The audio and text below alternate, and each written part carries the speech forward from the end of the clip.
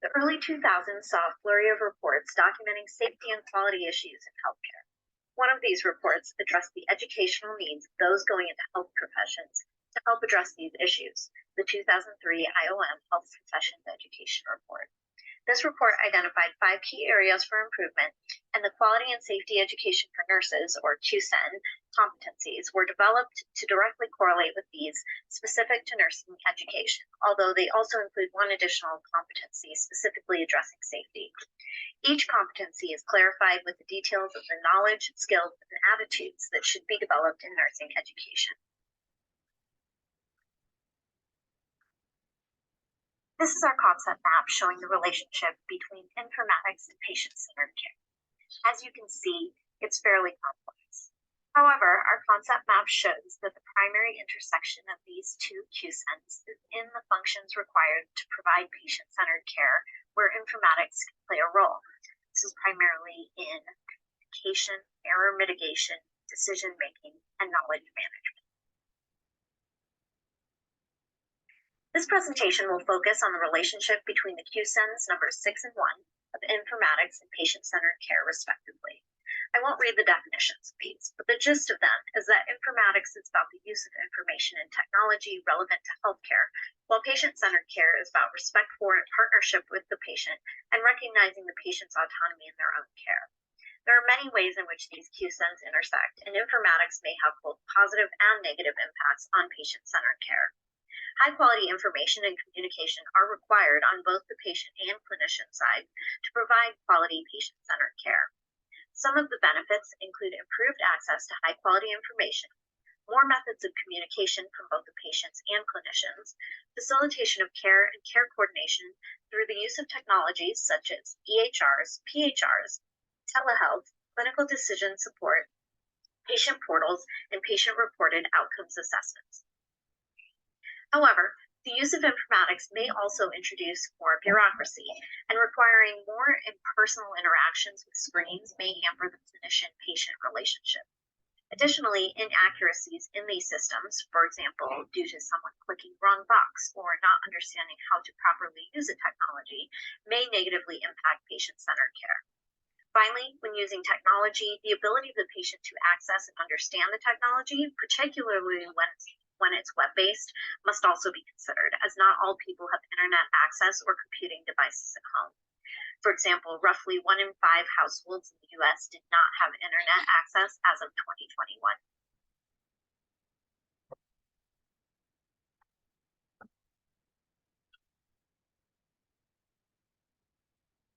This is Eva, and I'm going to talk a little bit about the background and history of technology in healthcare.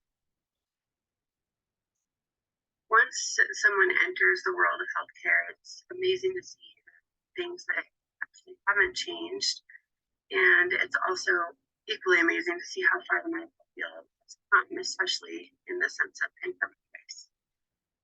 Some of the earliest patient records were found inscribed on papyri from the ancient Egyptians. And obviously it's progressed from there, but the goal of keeping patient records has been to share patient information among clinicians, connect health information about patients that would theoretically follow them throughout their healthcare journey as a comprehensive whole in order to advance healthcare delivery. Technology has evolved at a rapid pace and continues to advance with a few goals in mind, the overall goal being patient-centered and patient-driven care. But there have been some bumps along the way, sort of learning curve. Providers of all sorts, nurses, physicians, individuals in all different departments and vocations, were all spending more time charting and trying to figure out how the process worked, and they weren't able to provide the care that they wanted to their patients. So this in turn was burning them out. So the technology field needed to quickly try to solve some of these issues so that providers could get back to what they signed up for, which was true patient care. This was done with many different factors and is still being developed in all sorts of different ways. We use mobile devices now, such as phones and iPads, Voceras, which are the wearable devices for just basic alerts, communication, and text messaging. Badges, the list goes on and on. Trainings on medical health records processing systems were offered. Scribes were hired in the field, and then voice to text was initiated so that providers could chart that way. But with all these advancements, providers could now order imaging, prescriptions, procedures through computers or even their mobile devices, and they had help in their pockets to identify and diagnose. There were enterprise data warehouses that could store patient data so that EHRs could be shared within facilities who use the same interfaces. And all of these innovations save time and energy so that the QSEN patient-centered care could be the main focus of the healthcare system again.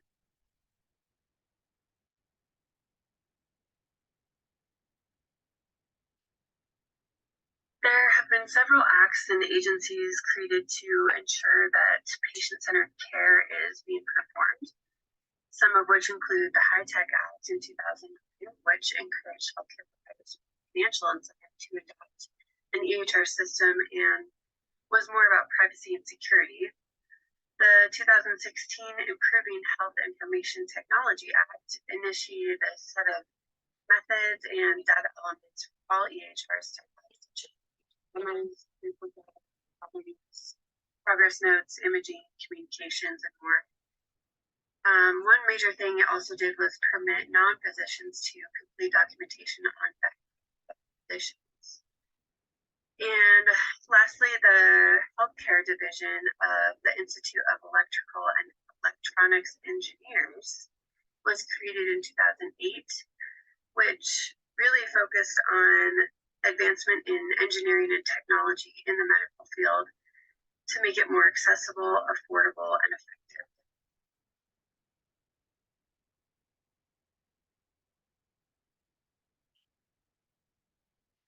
There are a couple of different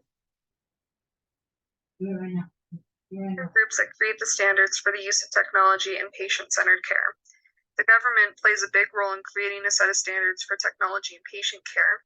The next being HIPAA. This rule helps guide privacy and confidentiality related to patient care and also integrates technology use with this as well.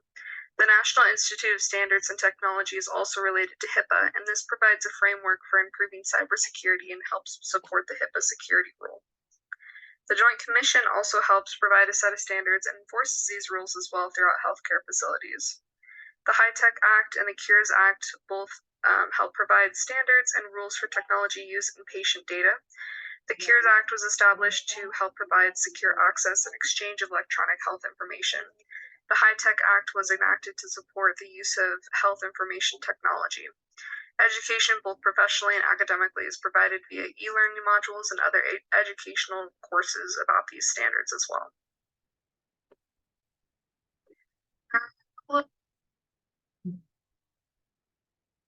Of groups and policies that set the standards for technology in patient-centered care.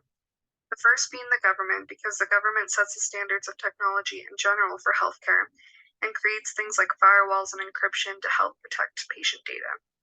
Another policy that helps set the standards is HIPAA, because this provides cybersecurity guidance when using things like Epic and ensures patient privacy as well when using technology in the workplace. The National Institute of Standards and Technology also helps the standards by working with HIPAA to improve critical security infrastructure. The Joint Commission also sets the standards by providing a set of rules and policies that guide and encompass the use of technology and patient-centered care in the hospital. Lastly, the HITECH Act and the Cures Act both were enacted to provide secure access to patient information and data and to promote the use of health information technology related to patient care.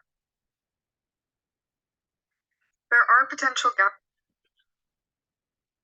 of standards, including educational gaps with the National Institute of Standards and Technology, HITECH Act, and the Cures Act, because these groups don't require learning modules like HIPAA requires. So there might be some gaps of standards because of the educational deficiency. Access to internet is also a potential gap of standard because to view electronic medical records, individuals who don't have internet access will be at a disadvantage. This would encompass both the HITECH Act and the CURES Act as well. For evaluation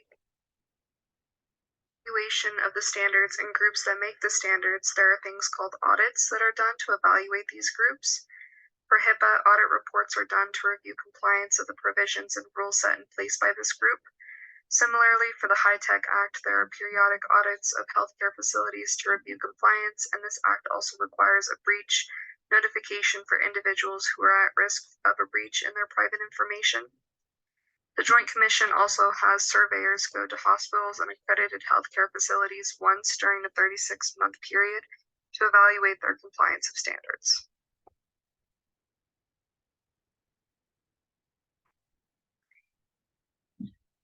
The stakeholders that impact informatics and patient-centered care include patients receiving care, healthcare providers, the government, and health IT companies.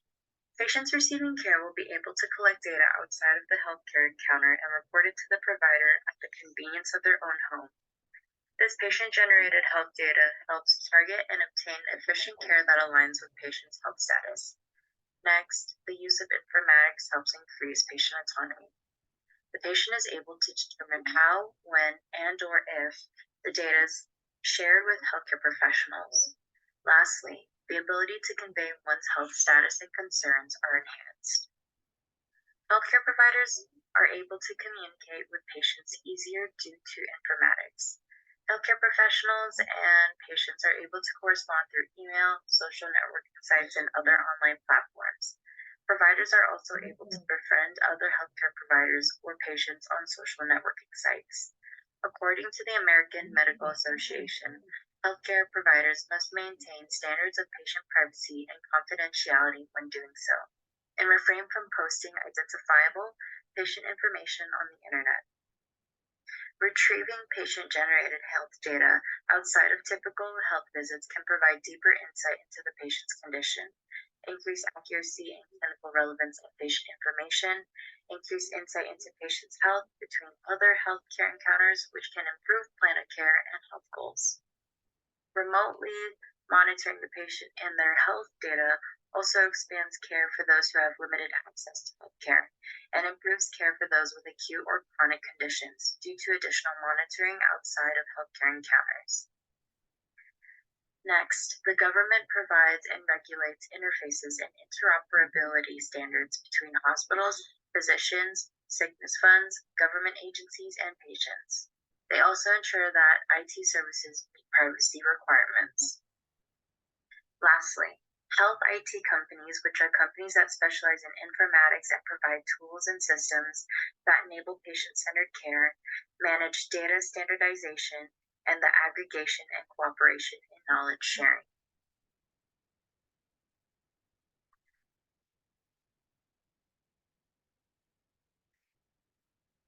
Hi, so this is Carly, and I'm going to be talking about the barriers between patient-centered care and health IT applications, and then I'll also be talking about the benefits as well.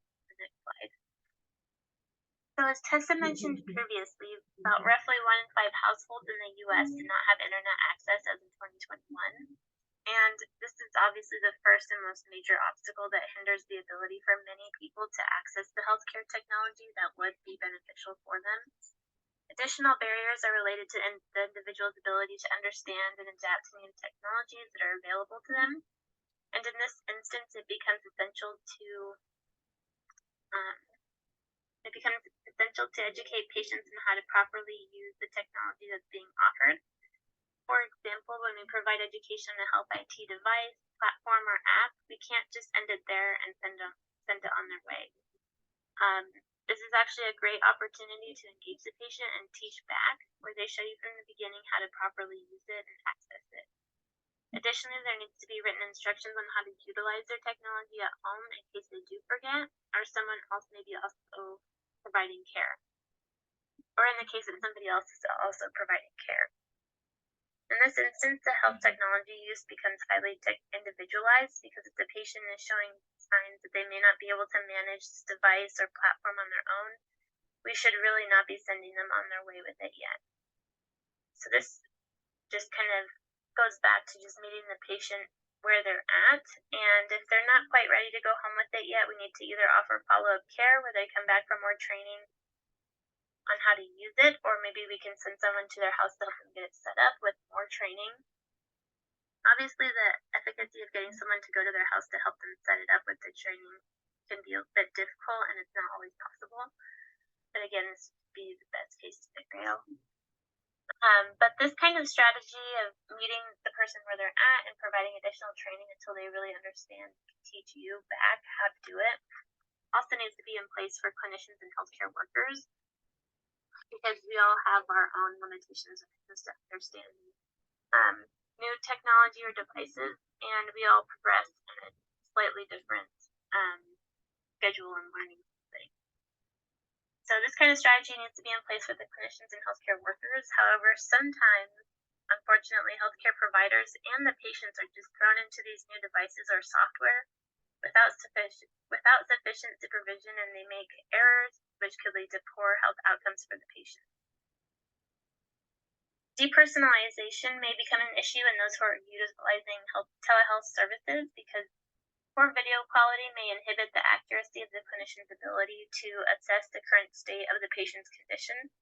For example, new onset of tremors, gait issues, weight gain or loss, skin color, specifically in issues where one may be experiencing jaundice or maybe it's just especially pale for some unknown reason. All of these are important factors that could be missed if the quality of the video isn't that great. And this missed opportunity for detection could lead to more poor outcomes for the patient. Additionally, with telehealth services, if a person is utilizing it, they may worry about privacy. If another person is home and they don't feel comfortable disclosing health information and worry that that person in the house may hear them or may overhear them, then they may not be completely honest during the telehealth visit. And in a clinic or hospital setting, we have more of an opportunity to provide more privacy because we can take them to another room and just shut the door to discuss their concerns. Whereas if we're doing telehealth, it could just be more difficult for this patient to have the privacy to talk about things that could be especially difficult to talk about, like depression or mental health issues or any other things that they don't want others to know. And another danger of health IT applications includes when a patient does their own research into what may be beneficial for their life. So with health information widely available at our fingertips, it can be easy to go down rabbit holes that are very convincing. However, these articles that are discussing health don't always discuss the safety precautions that someone should take, such as when certain people have certain conditions, maybe they shouldn't be taking a certain supplement, things like that. So for example, if a patient starts diving into the supplement world, they may start supplementing with all kinds of things that may interact with their current medications or their electrolyte balance, which could lead to serious adverse effects. So although the accessibility of health on the internet can be useful for patients to gain better understanding of their disease processes, how to live a better lifestyle, and among other things, it's important that healthcare providers really stress to their patients the importance of disclosing which changes they've been making, even if it is just what seems like a harmless supplement of different kinds. Because we really need to stress to them that these supplements can negatively interact with the effectiveness of other medications that they're currently on, and it could mess up their electrolyte balance, which could lead to, again, serious adverse effects. So the rabbit holes is something that we would really want to acknowledge and try to help our patients avoid when possible. So this slide will be talking about the benefits between patient-centered care and health IT applications.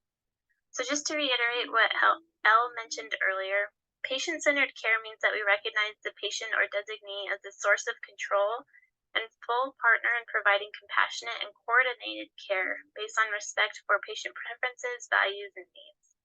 And truly, when this is done adequately, the patient will feel as though they are partnering with the provider, rather than just sitting back and letting the provider tell them what to do with minimal education on how to best take care of and advocate for themselves.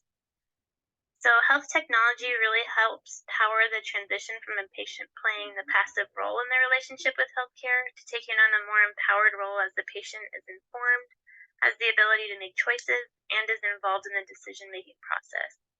There is multiple benefits associated with patients utilizing technology in regards to their healthcare, and some of them are increased levels of confidence in managing their health. It can foster greater amounts of trust between the provider and patient.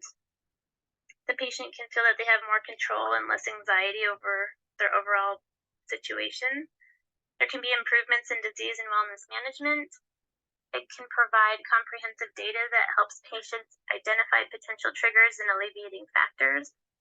And it can allow for increased patient comfort. And an example I would use for that is that the PCA pumps in the hospitals. So these PCA pumps help a patient to be in control of exactly when they would like their pain medicine.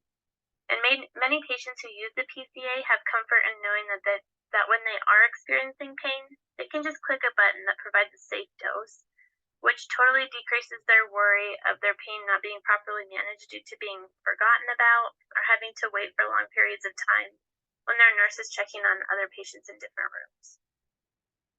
I have a few other examples to illustrate the points listed above, and the first one being the asthma telemonitoring system, which was created to help asthma patients increase compliance to their self-care practices and their treatment programs.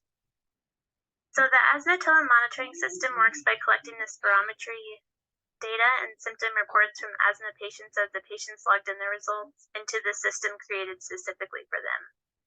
After they logged in their results for the day, it went straight to the physicians in the medical center's clinical information system for review. And this system provided patients with continuous individualized help in the daily routine of asthma self-care and notified healthcare providers if certain clinical conditions started to occur. This allowed for early recognition of potentially dangerous situations, and it also allowed for timely intervention. So, as a result, it could also prevent life-threatening exacerbations from occurring because we would be catching it earlier on.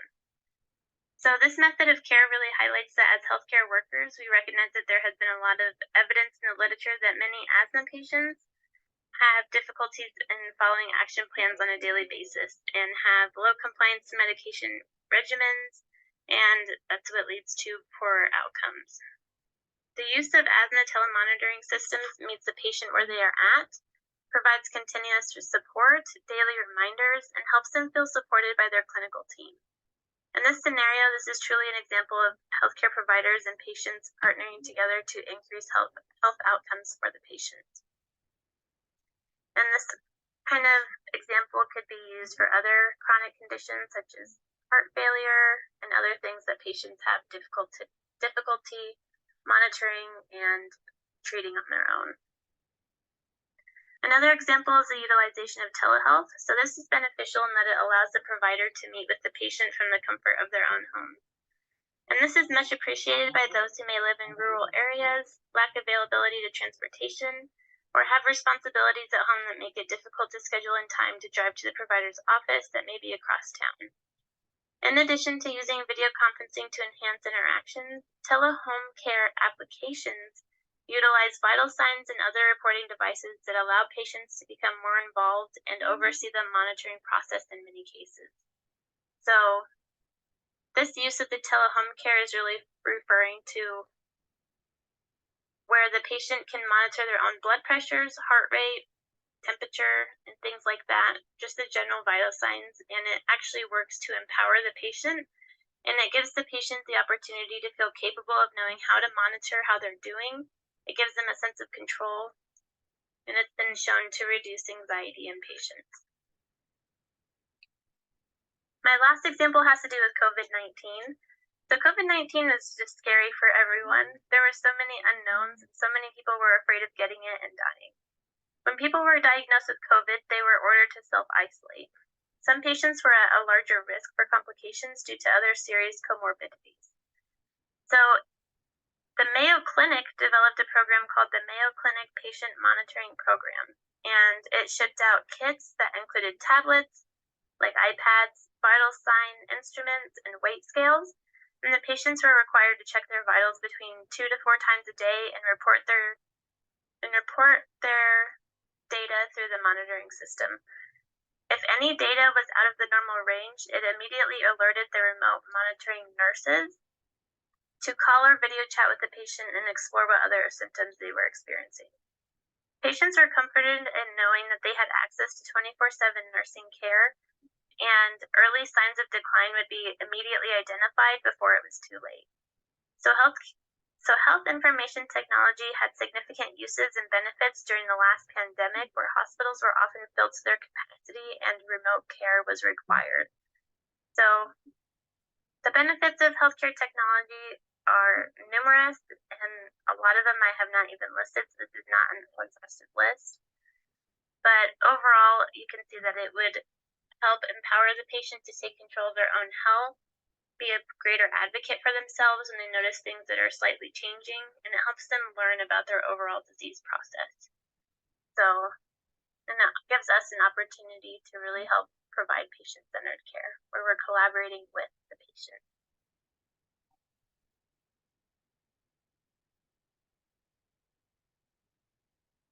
There are many positive effects of informatics and patient-centered care on the delivery of patient care.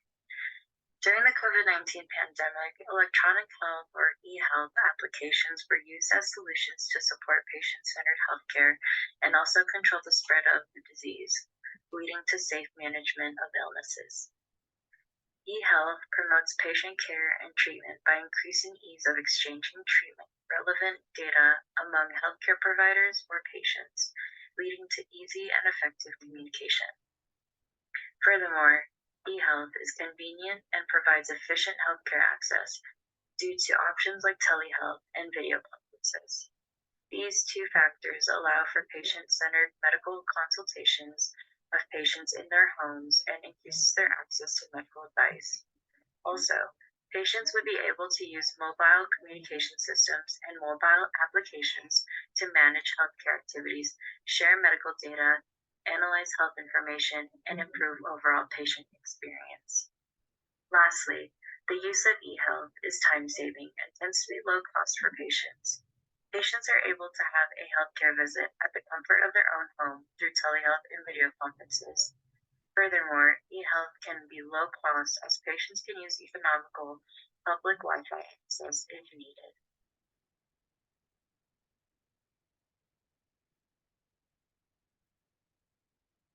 Transitioning from education to practice with informatics and patient-centered care includes three important considerations when adopting IET services: performance expectancy, perceived usefulness and effectiveness, and price value.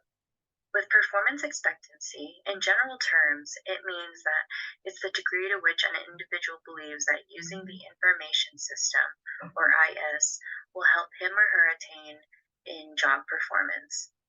In relation to IT services, performance expectancy represents the user's expectations associated with technology. For example, is IT services useful in the user's life? Does it increase the user's chances of meeting their needs and managing their healthcare quickly? Was learning how to use IT services easy for the user? Performance expectancy is found to be one of the strongest factors to users' ability to use new technology and has a direct impact on the use of mobile phones for healthcare. With perceived usefulness and effectiveness, also known as perceived reliability, it is defined as the degree to which a consumer believes a new technology will perform a job consistently and accurately. In relation to IT services, perceived reliability is the feeling of confidence and trust of users while using and interacting with technology that was promised accurate and proper functioning by its service providers. Perceived reliability affects user satisfaction and intentions for information technology because it highlights the importance of dependability, safety, and accuracy when using technology. Another aspect of perceived reliability is trust. If the IT service or system is user-friendly, users will perceive it as reliable and trustworthy.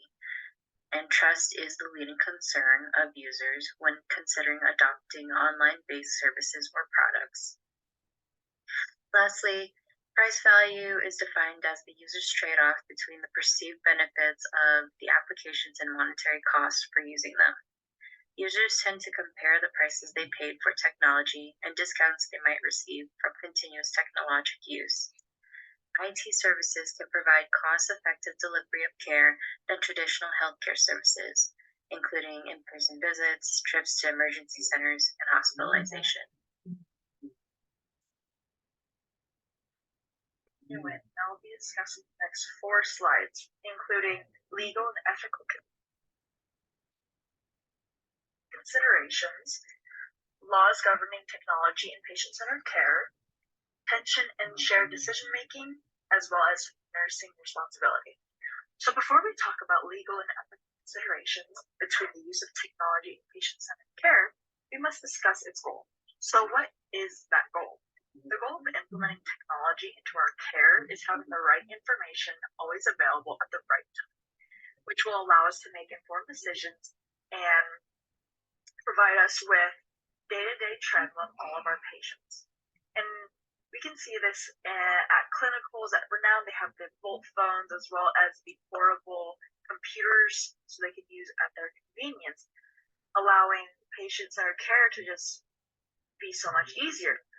However, there are legal and ethical considerations that we must think of when we are using technology, especially when it contains personal patient information. So the first point that I would like to make is that it increases risk for data leakage. With everything being on the internet and servers being able to access everywhere in the hospital facility, we must consider that people outside of the hospital may try and infiltrate or hack into the systems and gain personal patient information. And this becomes very serious when there's a patient of high status that others might try to come in and gain access to the medical information and their condition to use against them. My next point is that there is easy access for all staff to view. And although that this is a very good point about implementing technology, there are also patients with certain conditions that other staff on the floor or other staff in the facility, other than primary nurse for the day, might want to see like all the information, the images, the medical charting and whatnot. So it's important to consider that although it's a pro that it's all the information is easily accessible, it may attract the interest of other staff who have no place in that patient's information. Technology also allows for later documentation. So as the floor can get hectic sometimes, especially if there's 7 patients and they're all requesting very similar things, documentation cannot be done on the moment, but rather later when things have kind of cooled down, manage all the tasks and patient administration. However, this can be detrimental in a legal aspect as documentation alterations can raise suspicion in court. If technology allows for alterations in documentation times, it can essentially allow the healthcare team to perform assessments and tests later than said on the documentation and increase risk for the patient. My next point is lack of accuracy, and this more revolves around the use of the internet.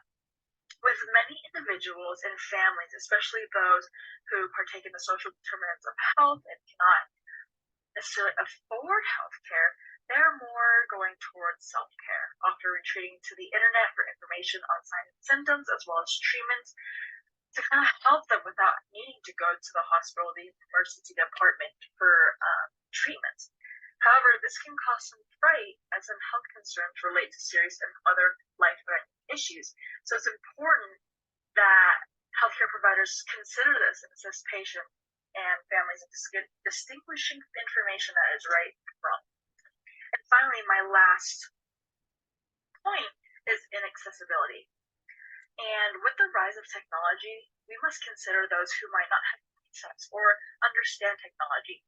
2 populations that we must discuss in terms of these barriers of accessibility include the geriatric populations as well as low-income families. Geriatric populations face significant barriers in using technology, often requiring requiring family members to assist them with simple tasks on their devices, and are less likely to have technology in their home necessary for telehealth visits. These considerations also relate to low-income populations who may have some understanding of using technology, but have no access to them due to their conditions or the money that they have.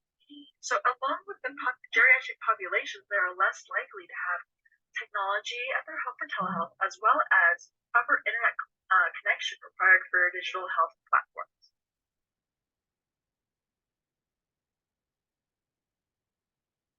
All right. So what are some of these laws that govern technology in patient-centered care? I've listed three different laws or acts that kind of control technology in patient-centered care, including Health Insurance Portability and Accountability Act, HIPAA, the Health Information Technology for Economic and Clinical Health, HITECH, and finally the Food and Drug Administration Safety and Innovation Act. So HIPAA is associated with the protection and confidentiality of patient healthcare information. And it basically outlines how medical professionals and institutes can store, use, and disseminate patient healthcare information. HITECH mandates audits of healthcare providers and ensures that they are compliant with HIPAA and security requirements. And the Act sets high standards for information security. And the FDASIA resulted in the collaboration of the HHS and the FDA to recommend a regulatory framework for healthcare informatics to improve mobile applications as well as promote patient safety and innovations in healthcare. All right, so now I will be discussing attention and shared decision making. So when discussing it in these topics, it's basically asking does technology cause any tension between patient rights, nurse focus, and organizational responsibility? So with patient rights, technology doesn't really produce tension or cause it, but it allows patients to have easy access to their own medical information by using their healthcare facility's website or mobile applications. And this provides them the right to know their medications, their medical histories, and all the resources that they can use to seek help. It does not provide attention for nurses' focuses, as well as online documentation allows nurses to focus on priority conditions and findings instead of having to look through an abundant amount of labs and diagnostics and charting. The online charting highlights the abnormalities for a nurse to focus on and provide interventions to fix in that moment. However, for organizational responsibility, it adds sort of a tension because organizations must help protect the technology used in their facilities as well as keep up the function of their products. Along with that, servers holding patient information must be secured and monitored so private information stays secure. And organizational responsibility is important in the aspect of legal considerations that we spoke of earlier, as personal information can cause some serious trouble. All right, so how does shared decision-making principles apply to technology and patient-centered care?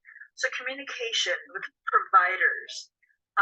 Technology allows nurses, providers, and other departments such as radiology, infectious diseases, and whatnot to communicate with one another and discuss the patient's progress, as well as discuss what interventions must be implemented. So with communication, they're able to kind of look through all the data and the trends that they've accumulated and kind of make an overall decision together rather than it just being the nurse or the provider. It also allows us to have access to evidence-based practice. Since we also have the internet with technology, it allows us to use the best practice that has been researched so far, which can allow nursing staff to utilize interventions that will help the patient's condition improve based on those practices rather than using old, outdated information. And finally, patients' values and preferences. Technology allows nursing staff to input patient values and preferences, which can be seen by future nurses who provide care for the patient. And this helps staff decide which interventions can be used based on what the patient values and what not to use.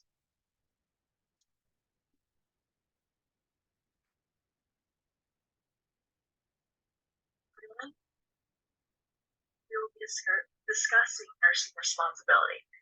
Nurses have a responsibility to integrate and apply the knowledge, skills, and judgment, the attitudes, values, and beliefs required to practice safely, effectively, and ethically in a designated role and setting. So how does this statement relate to technology and patient-centered care? Because labs are inputted into the online charting, nurses are able to interpret trends and use their nursing knowledge to kind of read these labs and diagnostics and determine if interventions should be given or should be withheld. For example, if a patient came in with a normal range for potassium but it started trending down to 2.9, the nurse would use their knowledge alongside the MAR to give the patient an intervention that will help them raise that potassium level, such as potassium chloride. And this relates to patient-centered care, as the nurse will be implementing the strategy for each patient condition. My next point is interdisciplinary collaborations.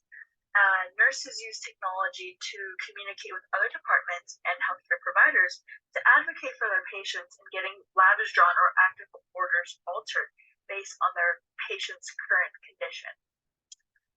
Telehealth, something new that has been coming up within the last decade, allows nurses to participate in online help or hotlines to provide their skills and knowledge for patients who are unable to get to the hospital or outpatient facility.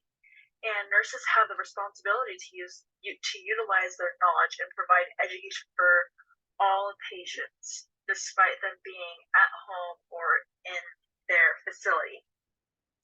Monitoring. As nurses, we use our knowledge and judgment to monitor our patients' conditions. This includes labs, as well as the progress the patient has made so far.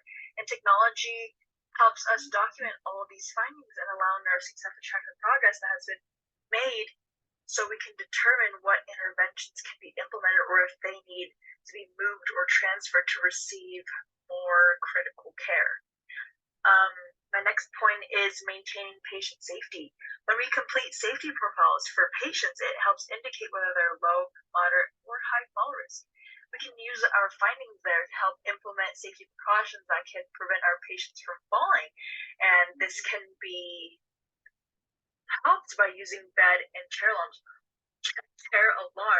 which are also new technological advances that help promote safety. And finally, my last point is education. Technology allows nursing staff to easily accumulate the priority education points that we give to patients when they are discharging from the floor. So in conclusion, there is an intersection that exists between informatics and patient-centered care. This causes high-quality information communication because they are necessary for quality patient-centered care. So some benefits between this intersection is information access and communication, increased facilitation of care, and better care coordination. So some examples again include the electronic health records, the EHRs, personal health records, PHRs, telehealth, clinical decision support, CDS. There's also patient portals that we see a lot at the local hospitals, patient-reported outcome assessments, and there's also information searches, patient navigation, and even survivorship care planning. So the core functions required to provide patient-centered care where informatics can play a role is primarily through communication, error mitigation, decision-making, and knowledge management. So going into healthcare informatics statistics, we have to realize that informatics also extends beyond just, those listed examples I just said, and also, maybe even social media, because again, as Elle described earlier, Informatics uses information technology to communicate, manage knowledge, mitigate error, and support decision making. So, social media informs more than 40% of healthcare consumers about issues pertaining to their health. Social media is used by 1/3 of healthcare customers to find out about their healthcare, and one or more healthcare apps are used by 19% of smartphone users. As we advance technology and we have more consumers, we definitely can predict a rise in healthcare or technology use to access healthcare knowledge. So it really is important that bridge between informatics and patient-centered care to be recognized among healthcare professionals. So in conclusion,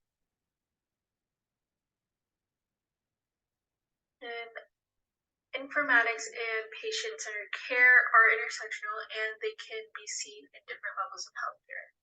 So we learned in class the different levels regarding the type of healthcare that they need and what kind of preventative measures are used. So level 1 is all about illness, injury, acute medical problems, and referrals. So an example of using informatics within patient-centered care is looking at policies and guidelines to promote safety to the public. Level 2 is about requiring specialties with specific expertise in health issues. So an example that we might see is increased communication with healthcare providers to seek needed treatment. We might also view lab results via patient portals. We're going to monitor, we're going to build that patient care around all these results and trends. So number 3 is all about requiring highly specialized equipment and expertise. So example is utilizing electronic health records and documenting vitals every 15 in the ICU, right? Because the ICU is very, it is intensive, but especially when you need to be, accessing and updating their medical records every 15, having that electronic health record and being able to document frequently is helpful in that manner. And we're also going to look at trends to determine if any modifications need to be made in the patient's plan of care. If something isn't working, we can, affirm that by looking at the trends based off the electronic health records, and we can modify the plan of care based on that. And the informatics can be used in different healthcare environments, right? In the acute care setting, we see a lot of utilizing tools such as computers, data storage, and hardware and softwares to store patient data. We're also utilizing systems like Epic for recording, documenting, and searching up policy guidelines to provide adequate care. And we are increasing communication between healthcare providers and patients.